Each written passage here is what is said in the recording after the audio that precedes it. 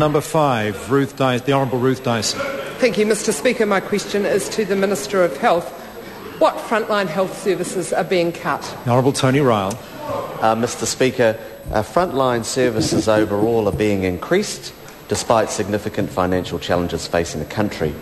As we move to fix our hospitals and take the public health service off a track to financial crisis, the government has always said some programs will be changed. And given there are thousands of health services being delivered to over 1 million New Zealanders every year, it is not possible to determine all services that may have changed for these individuals. There is more money and more frontline services are being delivered. The Honourable Ruth Dyson. The Honourable Darren Hughes. Mr. Speaker, this is a question on notice to the Minister of Health about frontline health services. Well, while we accept that he said there are thousands of cases that couldn't go through in terms of cuts to those frontline services, he must surely be able to offer something to the House for a question that's on notice if there has been a reduction in frontline services. Order. No, I believe the Minister's answer was perfectly in order. He argued that in fact, from his perspective, frontline services, there was increased funding for more frontline services, and that is a perfectly fair answer to dispute the question being asked. The Honourable Ruth Dyson.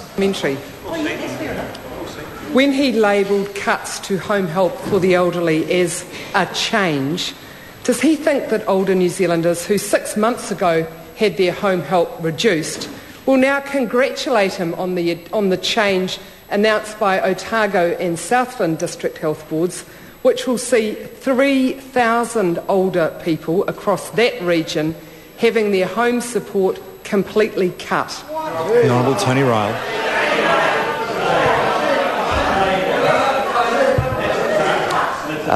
Mr. Speaker, I've rung the Chief Executive of Otago Southland and he advises me that everyone will be offered an assessment, and while they are awaiting their assessment, their home cleaning hours will be maintained. Mr. Speaker, we are dealing with a legacy of neglect at the Otago Southland DHB. The previous government left those DHBs with over $20 million of unfunded services that we are having to fill. The Honourable Jim Anderton. What a lame excuse. To the House on October 13th last year, that cuts by the Canterbury DHB to home services for the elderly would not result in any less money being spent on home help by that board. What does he say now that the Otago and Southland boards are going through exactly the same cuts in order to save about $4 million a year, with further cuts to personal care and home assistance in the pipeline? The Honourable Tony Ryall. Mr. Speaker, with respect to the Canterbury situation, I think the member will be aware that while a number of people have been reassessed and have lost their home cleaning support, there's actually a significant number who have had increases as a result of that process. The Honourable Jim Anderton. Mr. Speaker, is the Minister aware that many of the elderly people affected by these cuts, many aged between 85 and 90, are now having to pay between $25 to $35 per week for the same service which had previously been provided by the DHB, and that these extra costs impose a very heavy burden on our most vulnerable citizens? The Honourable Tony Ryall. Mr. Speaker, if the member has a specific instance of a case that he'd like me to look into, I'd be more than happy to do that. What I do have to tell the member, though, is if you look at Otago Southland, the government has increased funding for those two district health boards by $28 million this year. That's a 4.4% increase, and this compares to the $21 million increase they got under the last year of his government. We've inherited a very difficult situation in Otago Southland, and we're endeavouring to fill this gap in unfunded services, which frankly is essential to securing services for people in those DHBs. Honourable Ruth Dyson. Does the Minister understand that for some older New Zealanders, having 1 or 2 hours home support a week is all that stands between them staying safely in their own home and then them having to move into a rest home? And if so, how will he explain to those being forced out of their own home that this cut is just a change for them? Honourable Tony Ryall.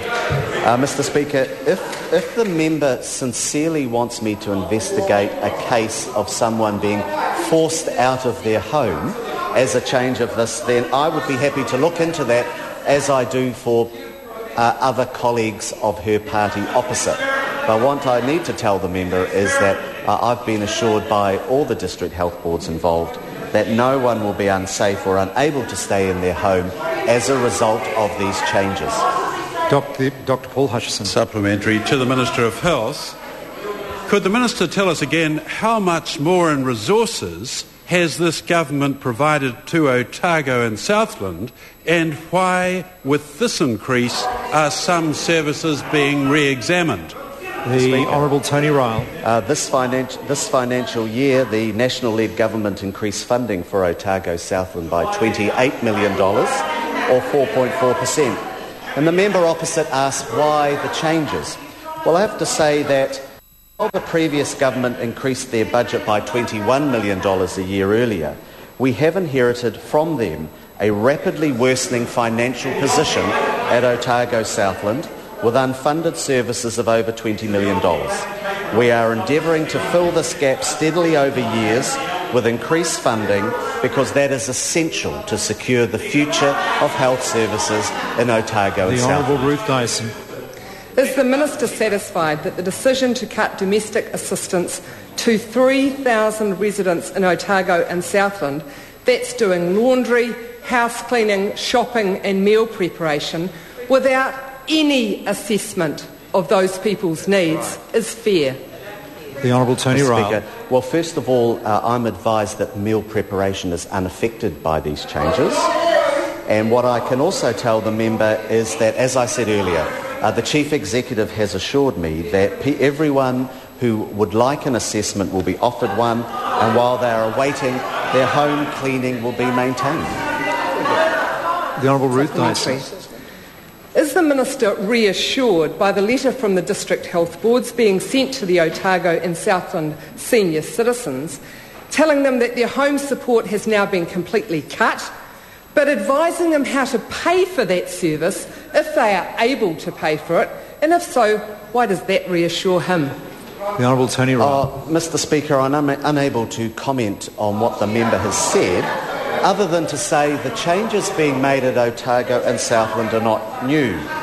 The Wanganui DHB, facing considerable budget pressures, also looked at its home-based support services in 2006. And as a result, the Wanganui DHB under the previous government reassessed people with low levels of need and swiftly removed their services and tightened access criteria. I think this is a case of one thing they did in government that they don't now want to do in opposition. Order, I cannot hear a supplementary question. The Honourable Ruth Dyson. How will the elderly resident in an isolated area in Southland, where no Meals on Wheels service exists, who has been relying on 1.5 hours of support per week and has now been told that preparation for his meals has been cut, how will he get along now that that help has been cut totally? The Honourable Tony Ryall. If the member sincerely wants me to answer that question with respect to a personal case, she needs to give me advance notice. If those facts are accurate, then I would be happy to take up the matter directly with the DHB, as I do for her colleagues opposite. Point of order. Point of order, the Honourable Ruth Dyson. Mr. Speaker, I seek leave to table 4 documents. The first is the case summary of an elderly resident from Southland who has cancer, angina and osteoarthritis in both knees. He's just lost his 1 hour a week of home support. Order. The member has sought leave to table a document. Could she identify for the House who has prepared the document?